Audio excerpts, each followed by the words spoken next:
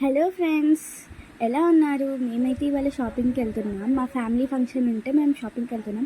మా షాపింగ్ ఏందో కానీ ఈ పొట్టిదాంతో ఆడుకోవడమే సరిపోతుంది. అసలు ఆడుంటే ఈడుండదు, ఈడుంటే ఆడుండదు. ఏంటో ఏమో.